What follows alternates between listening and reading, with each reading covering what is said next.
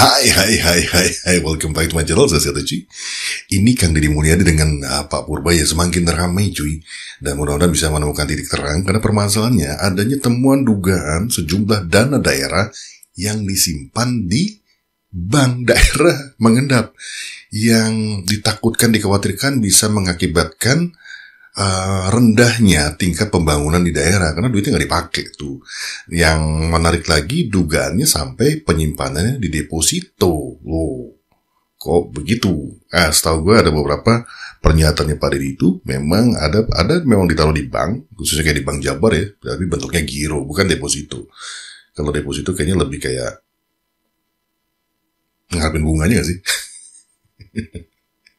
Oke, kita coba simak kembali sanggahan dari Kang Deddy Mulyadi dan juga tanggapan langsung dari Pak Purbaya nanti. Oke, kita simak satu video dulu. Assalamualaikum, Sampurasun, Mening wargi Jabar, dan seluruh warganet dimanapun berada. Semoga sehat selalu ya. Amin, Saya akan menyampaikan kondisi keuangan di Provinsi Jawa Barat. Hari ini uang yang tersedia di Provinsi Jawa Barat dan tersimpan di BJB atau Bank Jabar Banten itu sebesar 2.418.701.749.621 rupiah. Uang itu tersimpan dalam bentuk giro, bukan deposito. Dan saya pastikan tidak ada deposito pemerintah Provinsi Jawa Barat untuk mengendapkan uang. Apabila ada pejabat Pemprov, pengelola keuangan, diam-diam membuat sertifikat deposito tanpa sepengetahuan saya yakinkan hari ini pun saya berhentikan. Nah, selanjutnya, uang itu kok besar? Nah, uang itu kok besar? Itu adalah uang pendapatan pemerintah Provinsi Jawa Barat untuk pembayaran kegiatan-kegiatan pembangunan di Provinsi Jawa Barat. Jumlah kegiatan yang harus dibayarkan sampai bulan Desember itu kurang lebih 7,5 triliun. Artinya uangnya masih kurang. Dari mana menutup kekurangan uangnya itu? Kami menunggu pendapatan dana transfer pusat dan menunggu juga dana-dana yang diperoleh dari pendapatan Provinsi Jawa Barat. Dan semoga seluruh target pendapatannya tercapai. Dan hari ini pun kami terus mendorong pembangunan agar betul-betul cepat selesai dan bermanfaat bagi kepentingan masyarakat. Dan saya pastikan belanja Provinsi Jawa Barat hari ini mengalami perubahan yang sangat besar. Belanja publiknya mengalami peningkatan hampir 1000%. Untuk itu saya ucapkan terima kasih pada semuanya. Insya Allah pajak yang dibayarkan memiliki manfaat bagi kepentingan masyarakat Jawa Barat. Lihat saja hari ini jalan-jalan di Jabar sudah mulai terbangun, dilengkapi oleh PJU, drainase, dan CCTV, serta nanti akan dipasang gapura-gapura perbatasan. Ini adalah ikhtiar kami untuk memberikan rasa nyaman, rasa aman bagi seluruh masyarakat Provinsi Jawa Barat. Oke, itu dari tanggapan dari Kang Deddy Mulyadi. Yang berikut tadi kita akan tampilkan tanggapan langsung nih mengenai respon Pak Deddy yang barusan, yang menyatakan tadi jelas bahwa dia yakin sekali tidak ada uang daerah yang mengendap, apalagi di deposito. Kalaupun itu ada terjadi, dia akan berhentikan orangnya. Wah, ini keras nih dari Pak Deddy Mulyadi. Walaupun dengan penyampaian yang seperti biasa, beliau ini penyampaiannya kalau ada masalah santuy cuy ya. Tapi di sini kita bisa lihat betapa kerasnya Pak Deddy dan betapa dia mencoba mengclearkan dan disampaikan juga secara transparan terkait dengan nilai detail uang Provinsi Jawa Barat saat ini ya. Kalian bisa hafal nggak tuh berapa tuh jumlahnya tadi? Sekitar 2 triliun lebih ya, pokoknya gitu deh. Itu yang dia bilang, dan bahkan kebutuhan untuk membayar uang beban daerah untuk membayar belanjanya itu sudah mencapai sekitar 7 triliun yang harus dibayarkan nanti di akhir tahun. Jadi masih nunggu mungkin dari pendapatan masyarakat, daerah gitu kan, dan juga dari pusat untuk bisa sampai. Dia punya 2,5 triliun 400 beberapa tadi kan, berarti ya anggapnya 2,5, sementara kebutuhan di situ ada 7 juta, berarti ya sekitar butuh 4,5 gitu kan. 4 jutaan ya segitulah pokoknya, kurang lebih 4,5 triliun atau 5 triliun yang diharapkan didapat sampai akhir tahun untuk bisa membayar pembangunan yang dilakukan. Dan itu memang bisa kita tengok juga di setiap konten-kontennya yang selalu dimunculkan di awal biasanya terkait dengan pembangunan yang dilakukan di Jawa Barat ya. Jadi real pembangunannya ada gitu. Nah, tinggal uangnya nih. Oke, kita langsung jump ke Pak Purbaya. Gokil. Soal Kang Deddy Mulyadi, Pak, kan Bapak ditantangin buat buka data yang dana mengendap itu, Pak. Kang Deddy katanya udah ngecek deposito Jabar, nggak ada, Pak, dana mengendap di sana. Tanya aja ke Bank Sentral, itu kan data dari sana. Harusnya dia cari, mungkinan besar anak buahnya juga ngibulin dia. Kalau itu kan dari laporan perbankan kan, data Pemda sekian, sekian, sekian. Sepertinya data saya sama dengan data Pak Tito waktu saya ke Pak Tito kemarin tuh. Kan pagi Pak Tito jelaskan kan data di perbankan ada berapa, angkanya mirip kok. Jadi Pak Deddy tahu semua bank, kan dia hanya tahu Jabar aja kan. Saya nggak pernah describe data Jabar kan. Kalau dia bisa turunkan sendiri, saya nggak tahu dari mana datanya. Dia debat sama dia sendiri. Saya nggak tahu. Jadi saya nggak pernah bilang Jabar segitu berapa kan. Saya bilang data di perbankan sekian punya Pemda. Dan data itu dari bukan laporan apa sih? Sistem keuangan Bank Sentral. Dia ada, saya lupa namanya. Masa salah? BI. Di situ ada tuh, ada flagnya. Punya Pemda sekian, punya Pemerintah Pusat sekian. Even punya Pemerintah Pusat juga, orang saya masih nggak percaya segitu. Saya akan masih suruh periksa lagi. Itu uang apa sebetulnya? Tapi kan dari Kang Deddy bilang itu nggak ada disimpan deposito, tapi dia nggak menjelaskan secara langsung disimpan di mana. Apakah nanti akan ada koordinasi, misalnya apa khusus nih? Jadi kan dia udah bilang kayak gitu. Apakah ada Kemenkyu akan khusus melihat data uang Pemdanya si Jabar atau ditaruh kemana gitu? Saya bukan pegawai Pemda Jabar. Kalau mau dia periksa aja sendiri. Ya kan? Itu data dari sistem monitoring BI yang dilaporkan oleh perbankan setiap hari kali ya, setiap berapa minggu sekali. Itu seperti itu datanya. Dan di situ ada flag, ada contrengan nih data punya siapa, punya Pemda, depositonya jenisnya apa, deposito, giro dan lain-lain. Jadi jangan Pak Deddy nyuruh saya kerja.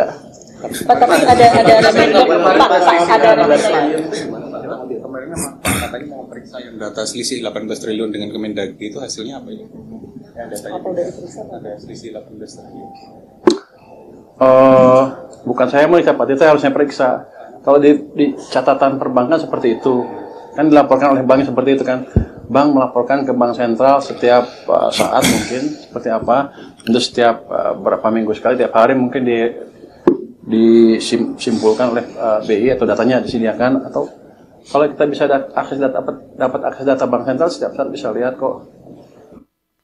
Oke, itu dari pernyataan Pak Purbaya, cukup tegas juga ya. Jangan suruh Pak Deddy saya kerja gitu. Jangan suruh saya gimana sih? Itulah pokoknya gitu. Tapi gue suka dengan gaya-gaya kepemimpinan Pak Deddy, Pak Purbaya, dan karena memang di negara kita nih yang lagi disorot ya orang-orang itu aja ya. Pak Purbaya, ya Pak Prabowo udah pasti, Ibu Shirley gitu kan, yang petugas-petugas yang menurut gue luar biasa ya dalam hal menjalankan tugasnya. Dan mereka masalahnya berbicara by data gitu kan. Pak Deddy mungkin punya data sendiri, Pak Purbaya tadi juga mempunyai data laporan dari perbankan yang kemungkinan errornya kayaknya kecil juga nih. Makanya ada dugaan kemungkinan Pak Deddy dibohongi oleh bawahannya. Bisa aja. Bisa dong. Wah, ini makin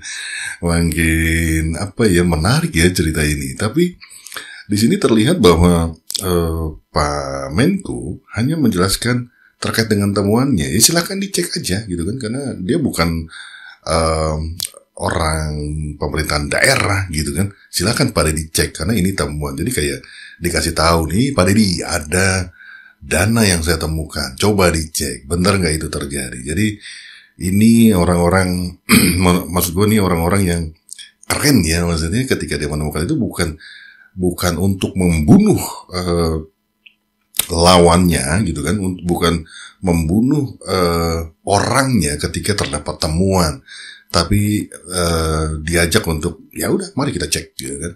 Dan kembali lagi siapapun ini yang kalau benar-benar terjadi, wah ini orang ini celaka benar ini, dan mungkin ini sudah menjadi, dikhawatirkan ini sudah menjadi budaya turun-temurun di mana uang-uang anggaran itu banyak yang mengendap di bank berharap dapat depositonya. Nah, uang bunga depositonya kemana? Kan itu yang pertanyaannya kan. Ini jangan sampai hal ini berlanjut terus menerus ke generasi berikutnya. Dan ini luar biasa menurut gue. Temuan Pak Purbaya gue sih appreciate ya. Walaupun dari bersinggungan dengan Pak Deddy Mulyadi, ini menurut gue harus diapresiasi bahwa ini adalah langkah-langkah pengamanan uang negara gitu kan. Jangan sampai ada oknum-oknum yang terlalu pintar memanfaatkan hal tersebut demi keuntungan pribadi atau golongan bisnis dan lain sebagainya gitu kan. Jadi tetap gue mensupport keduanya untuk bisa mencari titik terang terhadap permasalahan uang yang dianggap mengendap ini. Uang yang diduga ada di deposito ini. Siapa yang melakukan? Kan ini pertanyaan besar itu sekarang ya.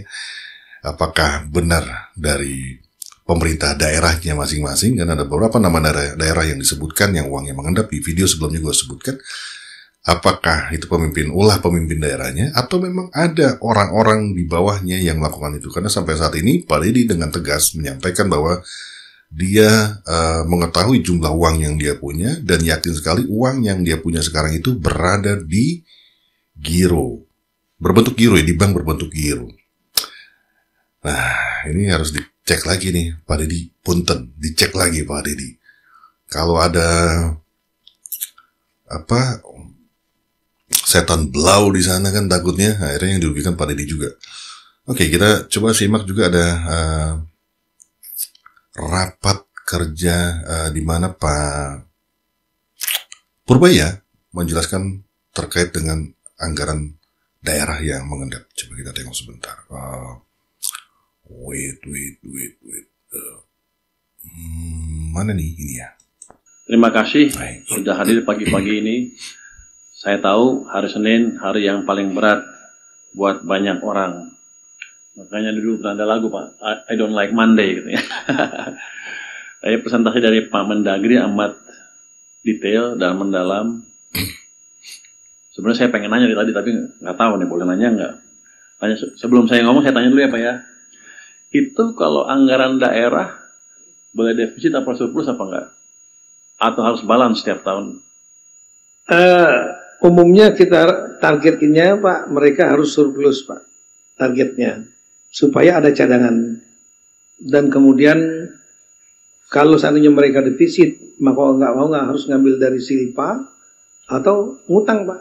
Dan banyak ada beberapa daerah yang ngutang, termasuk ngutang ke Kementerian Keuangan melalui PT SMI, Sarana Multi Infrastruktur. Saya kira Dirjen Perimbangan pahamnya. Target semuanya kita harapkan surplus supaya pendapatannya lebih banyak daripada belanja. Ini kan Pak? Pak Sekolani, kalau surplus uangnya boleh kita ambil nggak? Dia mau diambilin duitnya kalau mengendap gitu.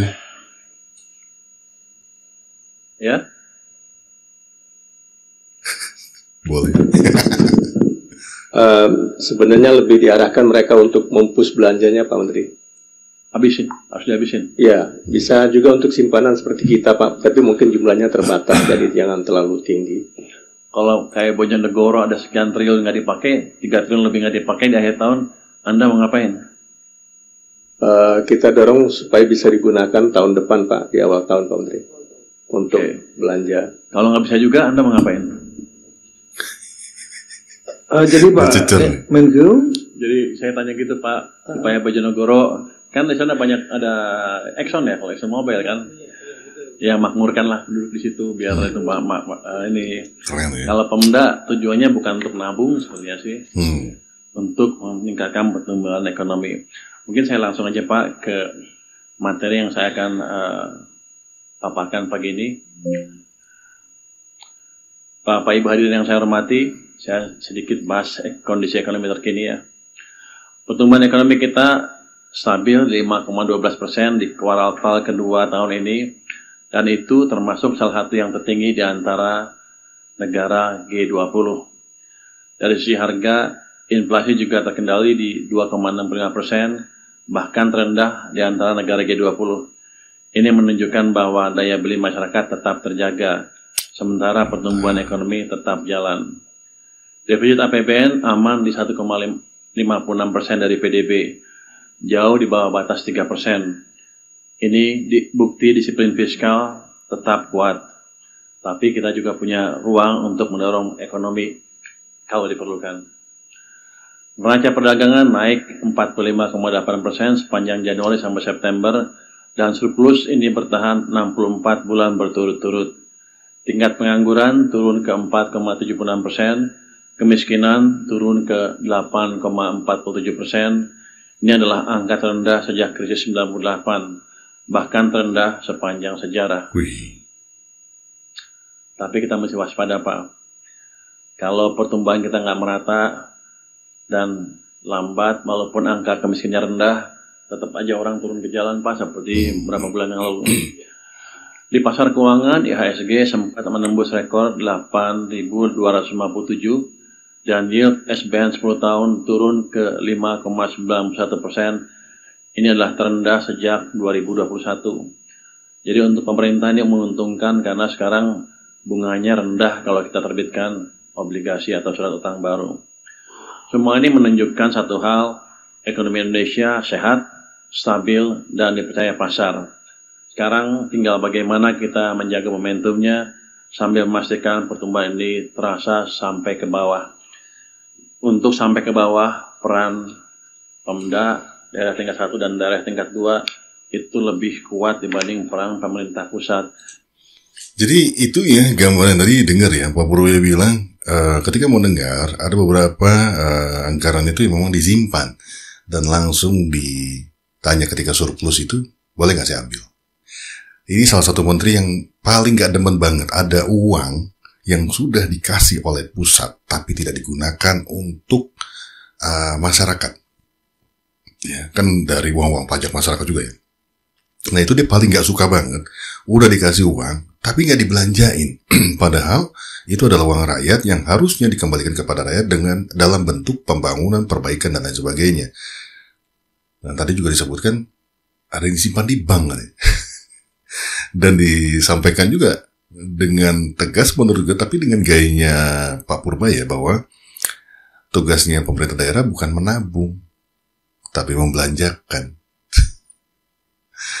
Gitu ya, wah gitu. Jadi apa ya? Gue senang sekali ya dengan pertumbuhan gaya kepemimpinan orang-orang yang ada sekarang nih, Pak Deddy Mulyadi, yang gue suka ya tadi ada Ibu Shirley gitu kan, terus Pak Purbaya, Pak Prabowo, yang menurut gue mereka terlihat benar mencoba melindungi uang negara dan juga masyarakat. Jadi keberpihakan kepada masyarakat itu tinggi ya.